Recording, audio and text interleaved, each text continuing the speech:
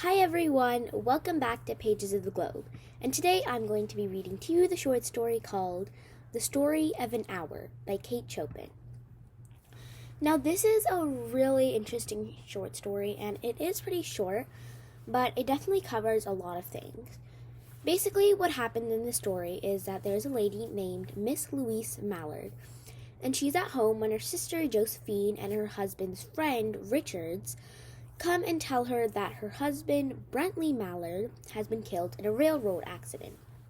Now, Louise has this kind of heart condition, so both of them, her best friend and her husband's friend, are kind of scared of telling her because they are afraid of aggravating her heart condition. And as soon as she hears the news of her husband's death, Louise starts crying and she locks herself into her room. So obviously, from this point to here, this story has had a very sad tone. She's not very happy, obviously, because someone she loves has died. But from this point on, the story kind of shifts in tone, and Louise starts, as she processes the news, she realizes that something wonderful and terrible at the same time, that she is free. So even though she is really sad and that her husband has died, she realizes that she is now finally free, and she has this wonderful kind of feeling.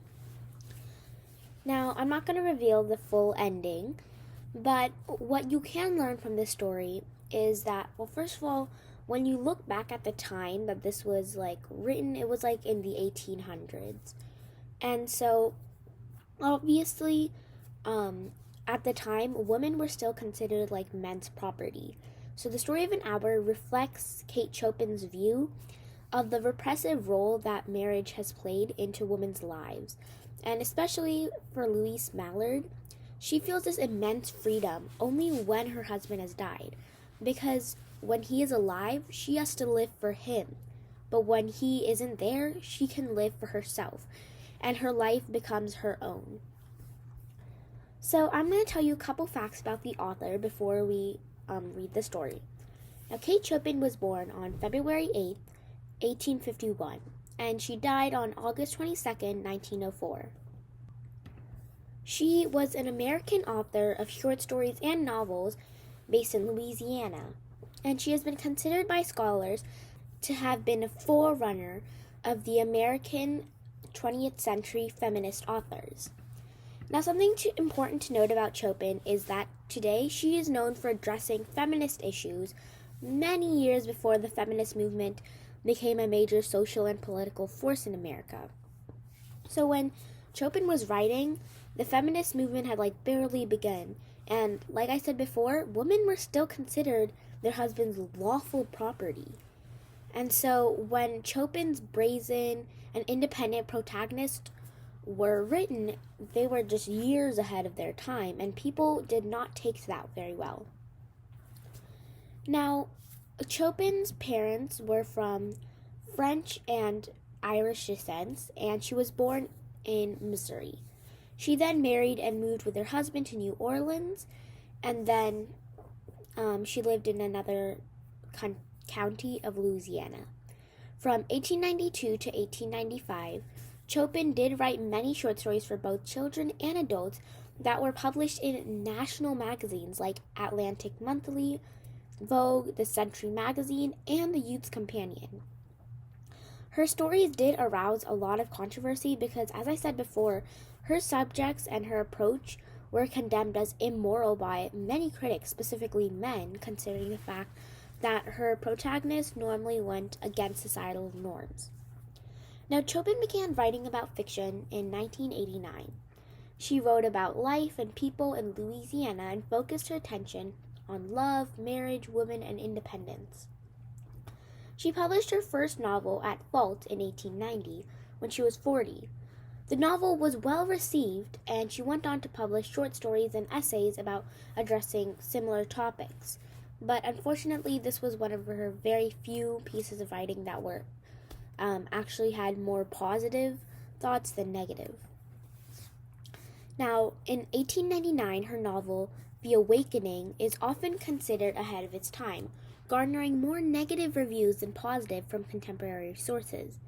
Chopin was discouraged by this criticism and would turn to writing short stories almost exclusively.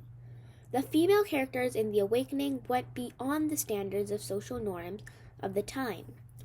Now, at the time, obviously, Chopin was not congratulated for her success of this book at all. But now, The Awakening is considered one of the most classic pieces of American literature, specifically for the feminist movement. Now, Kate Chopin wrote the majority of her short stories and novels between the years 1889 and 1904. Her most important short stories included Desiree's Baby, which was in 1893, which was a tale of miscegenation in an antebellum Louisiana, The Story of an Hour, which we will be reading today, and The Storm. Now, the Louisiana Public Broadcasting did end up producing a documentary on Chopin's life called Kate Chopin, A Reawakening. And then in the penultimate episode of the first season of the HBO's Trem was set in New Orleans, and the teacher, Creighton, played by John Goodman, assigns the Kate Chopin's awakening to his freshmen and warns them, "I want you to take your time with it. Pay attention to the language itself, the ideas. Don't think in terms of a beginning and an end, because unlike some plot-driven entertainments, there is no closure in real life. Not really." Now, Kate Chopin never got any awards for any of her writing, no matter how good they were, because, again, they weren't really accepted by society. But now we do see her as someone who was a great pioneer for the feminist movement. I hope you enjoyed the story. Remember to like, share, and subscribe. The Story of an Hour by Kate Chopin. Knowing that Miss Mallard was afflicted with a heart trouble, great care was taken to break to her as gently as possible the news of her husband's death. It was her sister Josephine who had told her, in broken sentences, veiled hints that revealed in half-concealing. Her husband's friend, Richard, was also there, too, near her. It was he who had been in the newspaper office when intelligence of the railroad disaster was received, with Brentley Mallard's name leading the list of killed. He had only taken the time to assure himself of its truth by a second telegram, and had hastened to forestall any less careful, less tender friend in bearing the sad message. She did not hear the story as many women have heard the same, with a paralyzed inability to accept its significance. She wept at once, with sudden, wild abandonment, in her sister's arms. When the storm of grief had spent itself, she would go away to her room alone. She would have no one follow her. There stood, facing the open window, a comfortable, roomy armchair. In this she sank, pressed down by a physical exhaustion that haunted her body and seemed to reach into her soul. She could see in the open square before her house the tops of trees that were all aquiver with the new spring life. The delicious breath of rain was in the air. In the street below, a peddler was crying his wares. The notes of a distant song which someone was singing reached her faintly, and countless sparrows were twittering in the eaves. There were patches of blue sky showing here and there through the clouds that had met, piled one above the other in the west facing her window. She sat with her head thrown back upon the cushion of the chair, quite motionless, except when a sob came up her throat and shook her, as a child who has cried itself to sleep continues to sob in its dreams. She was young, with a fair, calm face whose lines bespoke repression and even a certain strength.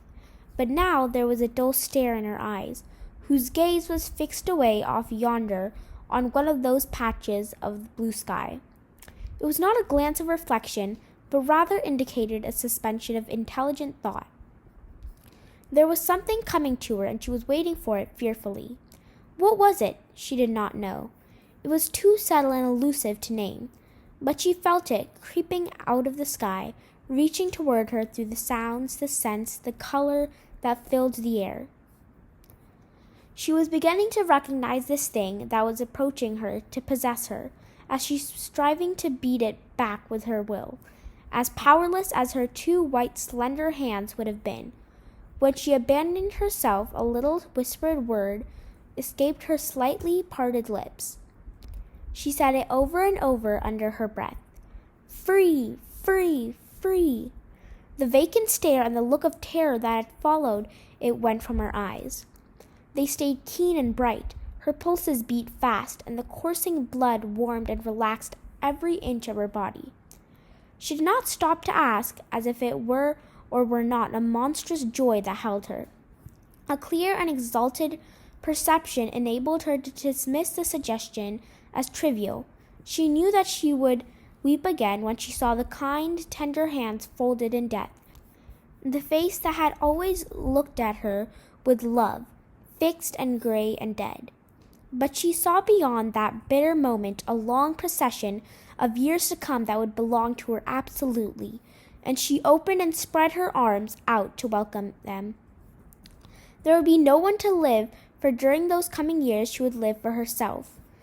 There would be no powerful will bending hers in that blind persistence with which men and women believe they have a right to impose a private will upon a fellow creature. A kind intention or a cruel intention made the act seem no less a crime as she looked upon it in that brief moment of illumination. And yet she had loved him sometimes. Often she had not. What did it matter? What could love, the unsolved mystery, count for in the face of this possession of self-assertion which she suddenly recognized as the strongest impulse of her being? Free, body and soul free, she kept whispering. Josephine was kneeling before the closed door with her lips to the keyhole, imploring for admission. Louise, open the door. I beg, open the door. You will make yourself ill. What are you doing in there, Louise? For heaven's sake, open the door. Go away. I'm not making myself ill. No, she was drinking in a very elixir of life through that open window. Her fancy was running riot along those days ahead of her, spring days and summer days and all sorts of days that would be her own.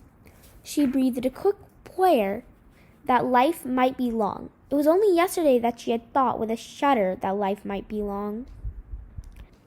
She arose at length and opened the door to her sister's importunities. There was a feverish triumph in her eyes as she carried herself unwittingly like a goddess of victory. She clasped her sister's waist, and together they descended the stairs. Richard stood waiting for them at the bottom. Someone was opening the front door with a latch key. It was Bentley Mallard, who entered, a little travel-stained, composedly carrying his gripsack and umbrella. He had been far from the scene of the accident, and did not even know that there had been one. He stood amazed at Josephine's piercing cry, and at Richard's quick motion to screen him from the view of his wife. When the doctors came, they said she had died of heart disease, the joy that kills.